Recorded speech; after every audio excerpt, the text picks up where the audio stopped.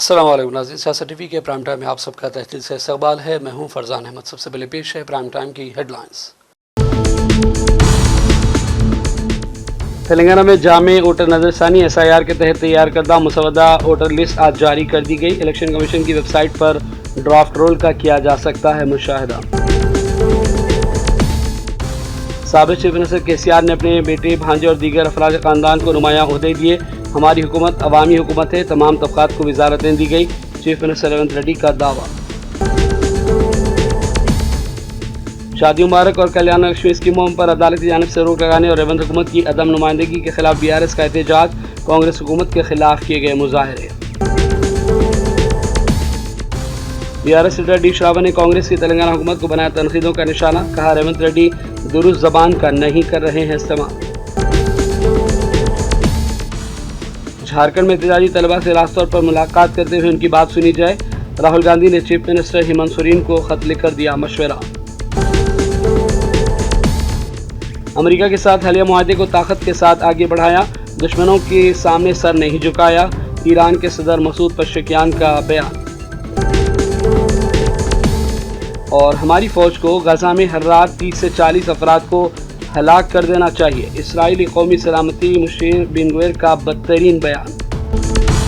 Headlines आपने देखी और पेश खबरों की तफसीलात शुरुआत करेंगे तेलंगाना की बड़ी खबरों से। रियासत तेलंगाना में जामी वोटर नजरसानी यानी SIR के तहत तैयार करदा मुसवदा वोटर लिस्ट यानी ड्राफ्ट लिस्ट को जारी कर दिया गया है।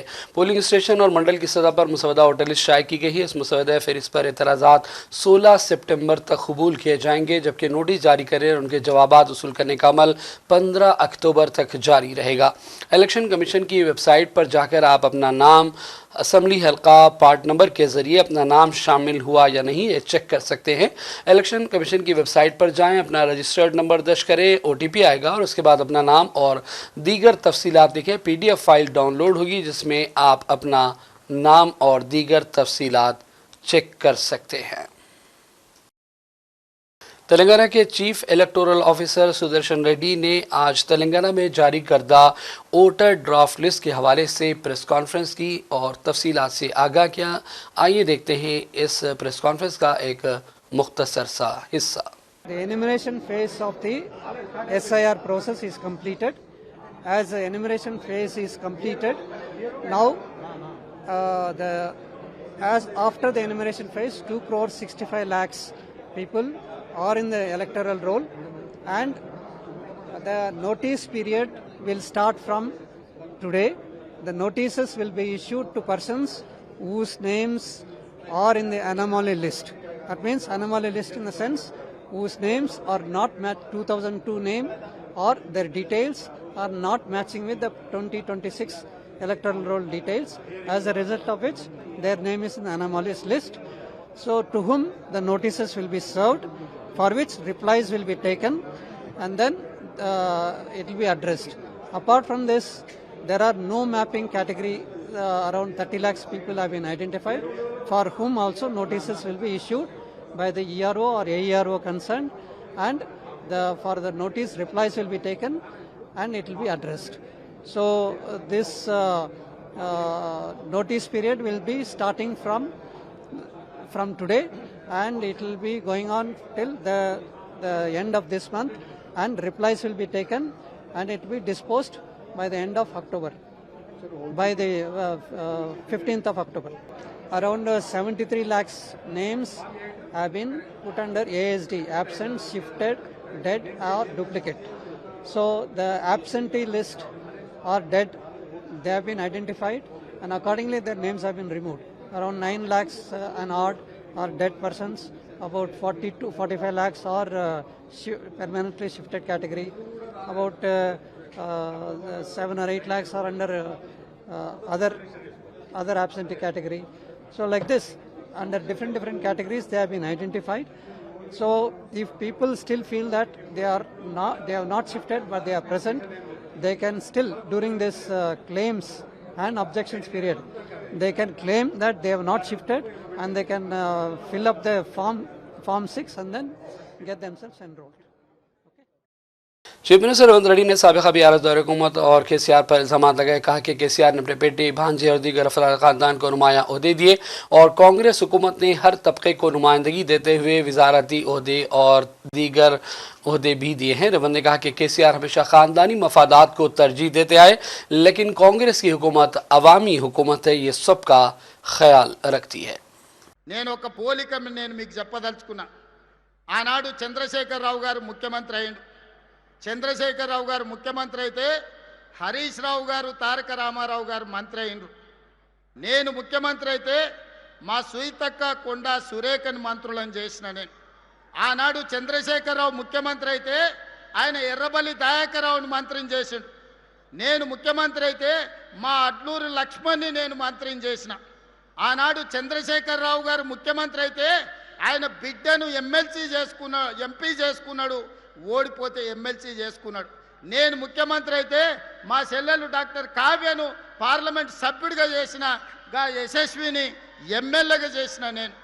ఆనాడు చంద్రశేఖరరావు ముఖ్యమంత్రి అయితే జోగినిపల్లి సంతోష్రావు సడ్డకుని కొడుకుని రాజ్యసభ చేసుకున్నాడు.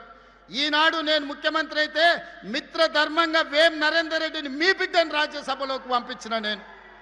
ఆనాడు చంద్రశేఖరరావు ముఖ్యమంత్రి అయితే కరీంనగర్లో వినోద్రావును బండకేసి కొడితే ప్లానింగ్ కమిషన్ వైస్ చైర్మన్ చేసుకున్నాడు.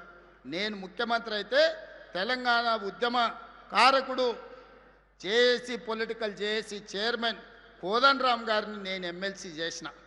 ఇవాళ మీరు పోల్చుకోండి, చూడండి.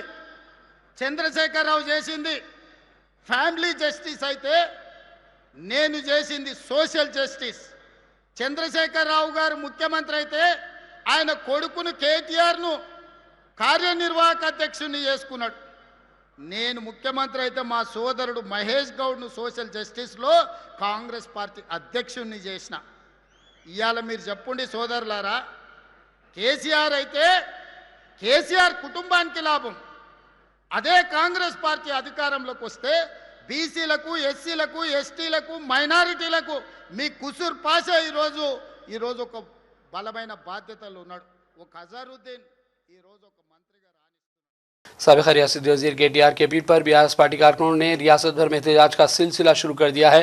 शादी मुबारक और कल्याण लक्ष्मी स्कीमों पर अदालत की जानिब से रोक लगने और हुकूमत की जानिब से मौसर नुमाइंदगी न किए जाने को लेकर बीआरएस कारकुनों ने एहतजाज का सिलसिला शुरू किया और रेवंत हुकूमत के खिलाफ जमकर नारेबाजी की गई।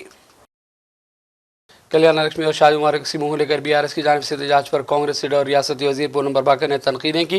उन्होंने दावा किया कि रेवंत हुकूमत अवामी हुकूमत है और अवाम की फलाह व बहबूद के लिए मुसलसल काम कर रही है। पूनम बरबाकर ने कहा कि अदालत में जो कुछ हुकूमत को करना है वो इस सिलसिले में मुनासिब वक्त पर मौसर कदम उठाएगी।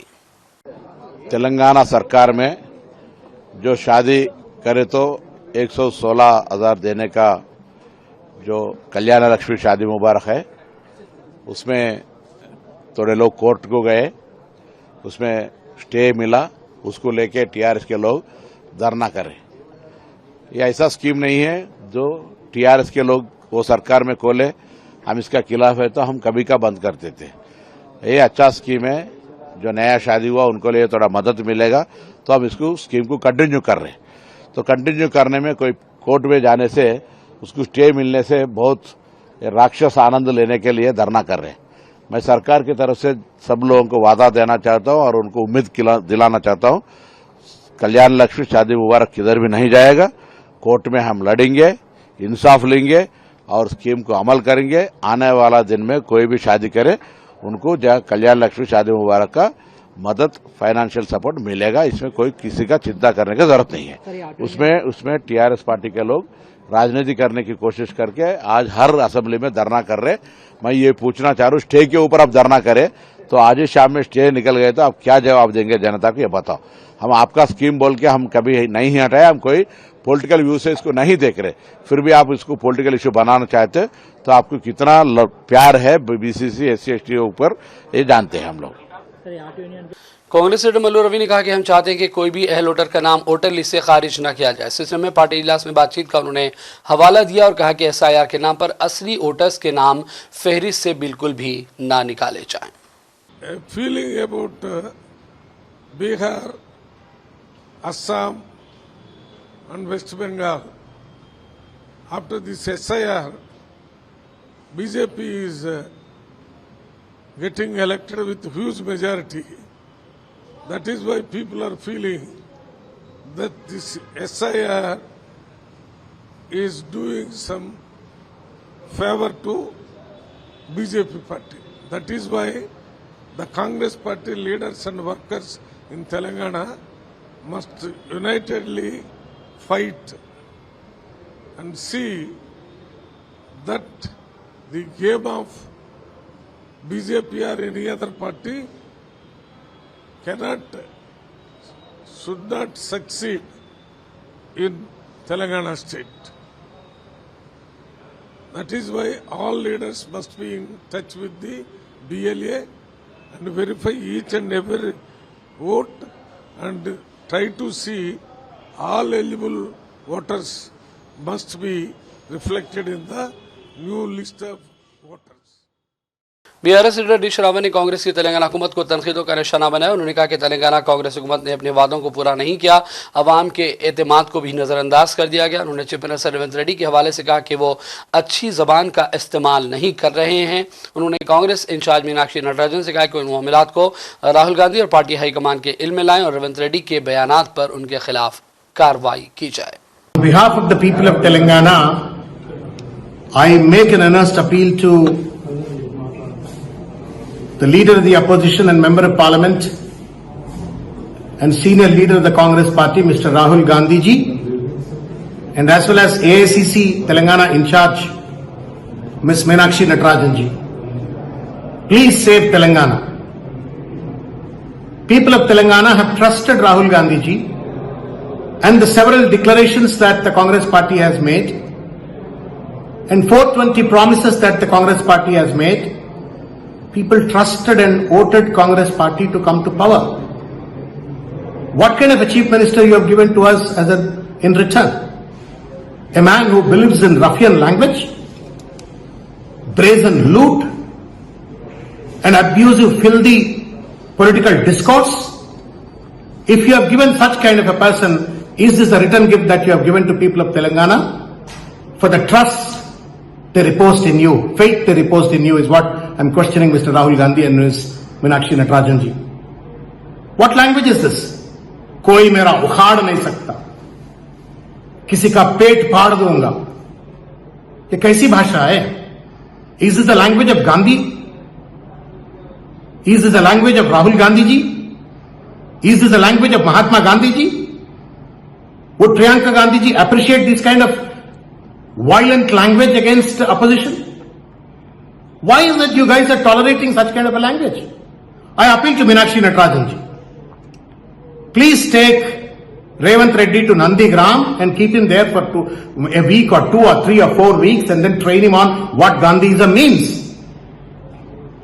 Train him please, so that he understands what is peace, what is non-violence, what is democratic discourse. He fails to understand any of the fundamental principles that what Mahatma Gandhi ji has preached. Just a day after the Independence Day, this man has the audacity to abuse the leader of the opposition in Telangana Legislative Assembly. Jama Masjid Monda market Secunderabad में लगभग 150 साल कदीम मस्जिद है जहां सैकड़ों लोग नमाजों के लिए रुख करते हैं। आइए इस मस्जिद के हवाले से देखते हैं हमारे नुमाइंदे सैयद फरमान की ये रिपोर्ट। साथियों, आज हम मौजूद हैं सिकंदराबाद मोंडा मार्केट की जामा मस्जिद में।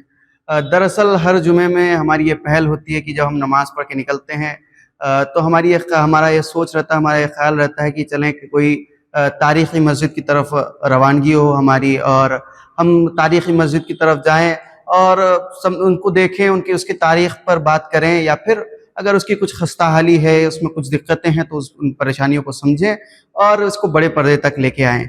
इसी सिलसिले में जब हमारा यहाँ आना हुआ तो हमको ये पता चला कि ये लगभग 135 साल पुरानी मस्जिद है। 1892 में इसकी तामीर हुई। 100 साल बाद जब इसकी खस्ताहाली बढ़ गई तो यहाँ की कमेटी ने इसकी खस्ताहाली को देखकर इसको पूरी तरीके से इसके ढांचे को रिनोवेट करने का सोचा। 1993 में इसे रिनोवेट किया गया और माशाल्लाह अल्हम्दुलिल्लाह ये मस्जिद अभी काफ़ी बेहतर हाल में है, बहुत बेहतरीन इसका इंतज़ाम है और इसको इसकी कमेटी ने पूरी तरीके से इसको देखभाल करके इसको संभाल कर रखा है।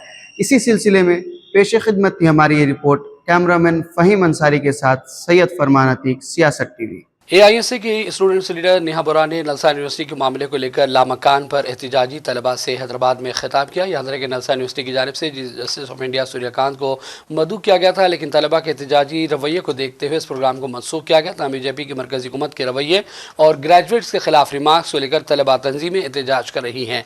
नेहा बोरा ने कहा कि जंतर मंतर पर हुए एहतजाज से BJP की मरकजी हुकूमत ने कोई सबक नहीं सीखा है।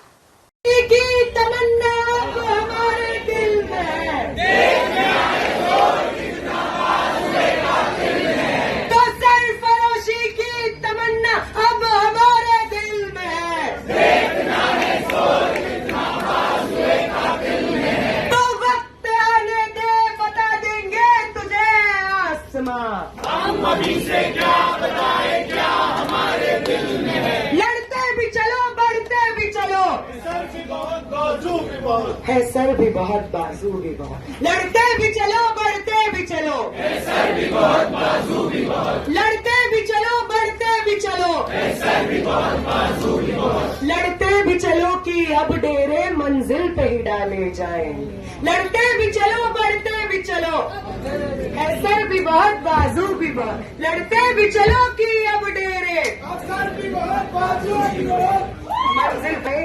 और वो देश जिसकी गलियों पे निसार है हमारी तमाम जद्दोजहद, हमारे तम श्रम, उस देश की असलियत जानते हुए, उस to be remembered as the people who took back their country from the hands of the fascists and put it in the hands of the people. Once again, democracy in its truest sense will be registered, will be renewed, will be restored in our leadership, in the leadership of the young people of this country, in the leadership of the people who are alive, in the leadership of the people who refuse to bow down, in the leadership of being put behind bars, who are not afraid of being labeled as terrorists, who are not afraid of your lathis, of your tear gas shells.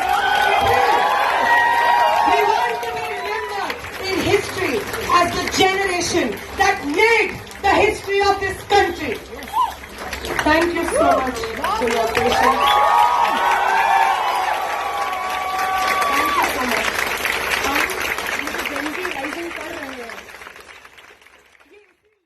All India Democratic Students Organisation के banner तले खुली Qutub Shah Government Polytechnic College के 500 से ज़्यादा तलबा तालिबात ने college से Bahadurpura junction तक एक ज़बरदस्त एहतजाजी रैली निकाली। एहतजाजी मुजाहरा किया गया। ITI पेशावराना इदारों और पॉलिटेक्निक यूनिवर्सिटी कॉलेजों को यंग स्किल इंडिया के तहत जम करने के फैसले के खिलाफ स्टूडेंट्स ने जमकर एहतजाज किया। एहतजाजियों ने कहा कि तालीमी माहिरीन के साथ कोई मुशावरत के बगैर इस तरह के इक़दाम हुकूमत को नहीं करना चाहिए। मरकज़ी मीलाद कमेटी हनमकुंडा सिटी की जानिब से 21वां मरकज़ी जश्न मीलादुन्नबी सल्लल्लाहु अलैहि वसल्लम 25 अगस्त को बाद नमाज़ इशा जामे बरकातिया हनमकुंडा में मुनक़िद होगा। मौलाना ख्वाजा जाफ़रुल आबिदीन ने प्रेस कॉन्फ्रेंस की और कहा कि जलसे की निगरानी साबिक़ डिप्टी मेयर और सदर मरकज़ी मीलाद कमेटी ख्वाजा सिराजुद्दीन करेंगे, जबकि कई उलमाए कराम और दानिश्वर इस जलसे को ख़िताब करेंगे। सल्लल्लाहु अलैहि वसल्लम हर साल की तरह इस साल भी मनाया जाएगा और इस साल जो मीलादुन्नबी का जलसा हो रहा है ये 31वां जलसा है और इस मीलाद कमेटी के तहत जितने प्रोग्राम होते हैं उन तमाम प्रोग्रामों में शिरकत करने वाले नौजवान और बच्चों को जो मुंतखब होते हैं उनको इनामात भी दिए जाएंगे। और हमारा दारुल उलूम जो सबसे हनमकुंडा वरंगल का एक मरकज़ी इदारा है जामिया बरकातिया, इसके 8 हाफिज़ तलबा की दस्तारबंदी भी होगी। आप तमाम हजरात से गुजारिश है कि इसमें शिरकत भी फरमाएँ और सवाब दारैन हासिल करें। शिरकत करने वाले तमाम लोगों में से 2 अफराद को मदीने मुनव्वरा और उम्रे का टिकट दिया जाएगा। शिरकत फरमा और ये चीज़ कुरानंदाज़ी के ज़रिए तय पाएगी। इस साल मरकज़ी जलसे में ख़िताब के लिए जिन 2 उलमा को मदऊ किया गया है उनमें एक हज़रत अल्लामा मौलाना मोहम्मद उमर नूरानी मद्दज़िल्लाहुल आली हैं और एक हिंदुस्तान के मशहूर आलिम दीन मुक़र्रिर जनाब मोहम्मद गुलफ़ाम रज़ा साहब हैं। लंगर हाउस पुलिस ने 6 अफराद को गिरफ्तार कर लिया और उनके कब्जे से सरखा किए गए सोने के जेवरात और गाड़ियों को भी बरामद कर लिया गया है। पुलिस हुकाम ने इस सिलसिले में प्रेस कॉन्फ्रेंस का इनेकाद किया और तमाम तर तफसीलात से आगाह किया।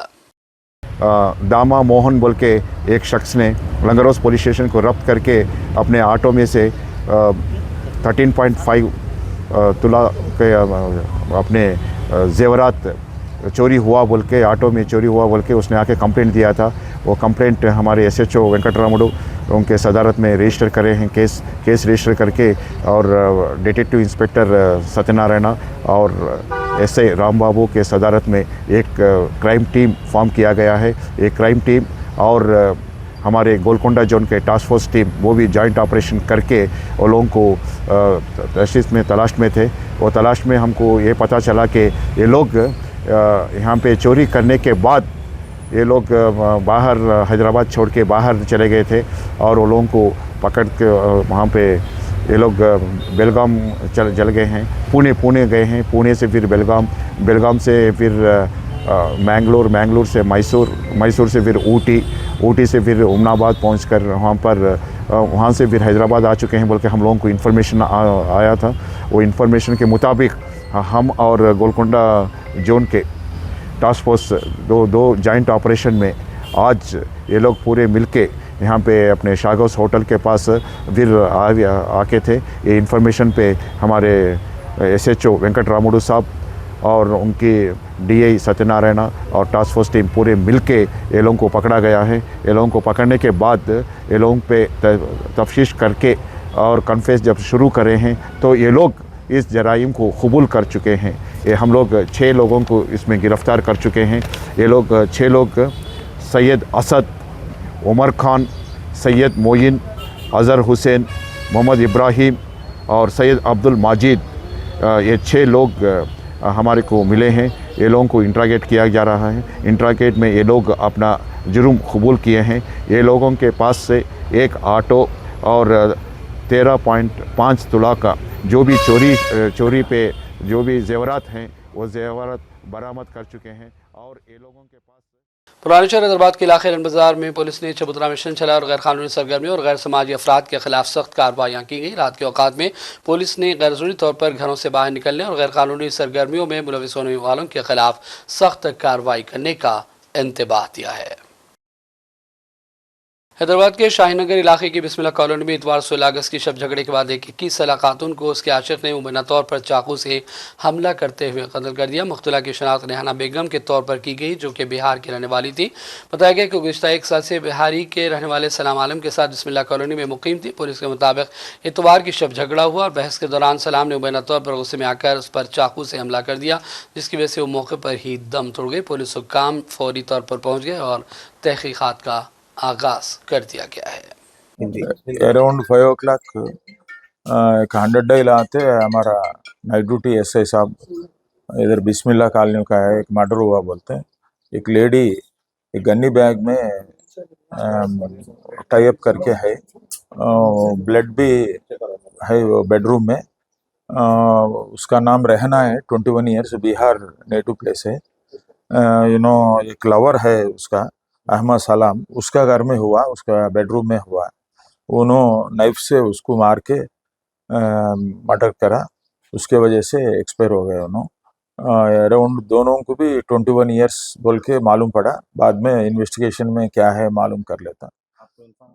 मलकाजगिरी कमिश्नरेट के तहत पुलिस ने कार्रवाई करते हुए हशीश ऑयल फरोख्त करने वाली एक बैन रियासती 6 रुकनी गैंग को गिरफ्तार कर लिया है। मलकाजगिरी पुलिस की कमिश्नर B सुमंती ने मीडिया से बातचीत की और इस दौरान तमाम तर तफसीलात से मीडिया के नुमाइंदों को आगाह किया। Nagar and Vanaslipuram have apprehended around 6 interstate offenders who are transporting hashish oil, that is concentrated form of cannabis, which has about 40% of drug in it. They have caught about 6 people, including 2 CCLs, around with 12 kgs of hashish, which are tied to their stomach and legs by concealing themselves. They were trying to transport themselves from Alluri Sitaramaraju district of Andhra Pradesh via Hyderabad to Bengaluru.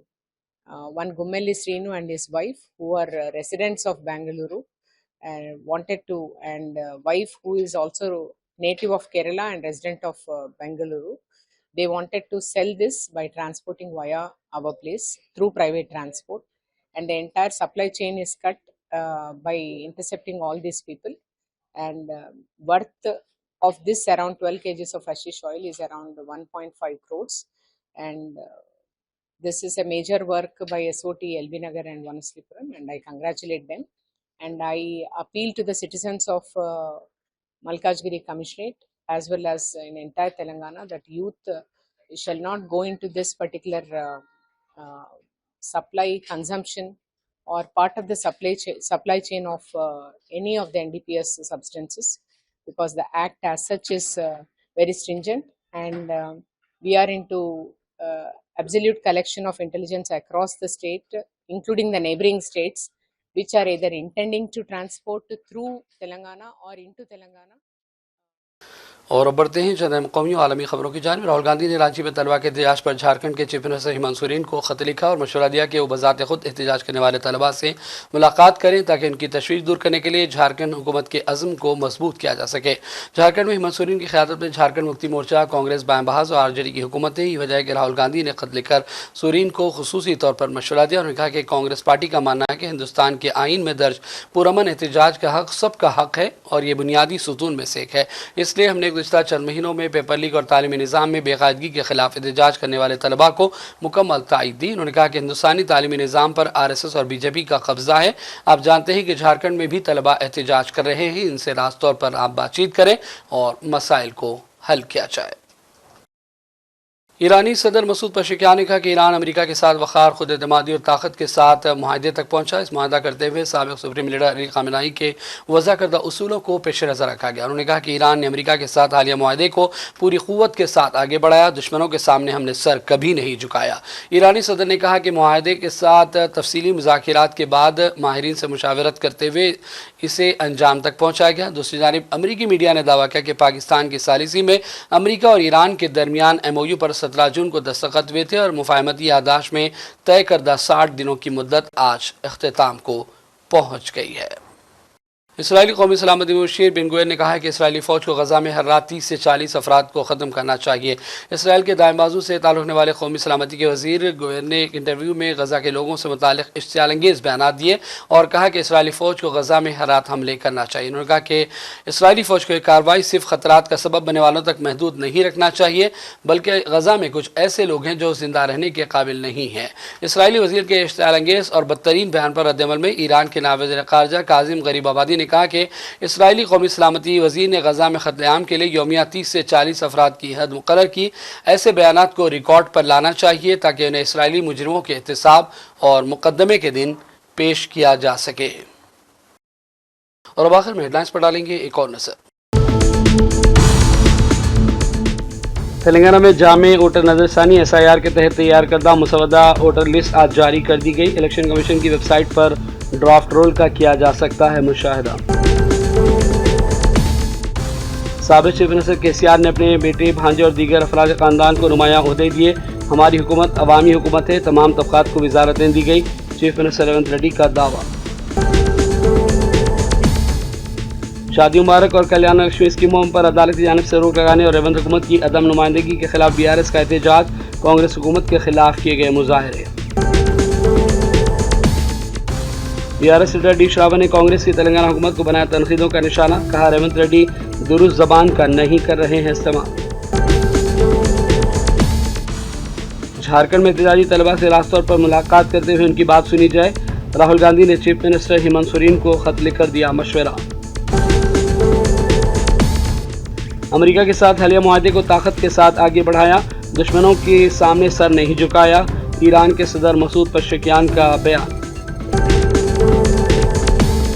और हमारी फ़ौज को गज़ा में हर रात 30 से 40 अफराद को हलाक कर देना चाहिए। इसराइली कौमी सलामती मुशीर बिन गुवेर का बदतरीन बयान। प्राइम टाइम का सिलसिला फ़िलहाल यहीं ख़त्म करते हैं। मोहम्मद फरजान अहमद को पूरी टीम के साथ इजाज़त दें। देखते रहिए सियासत TV। अल्लाह हाफ़िज़।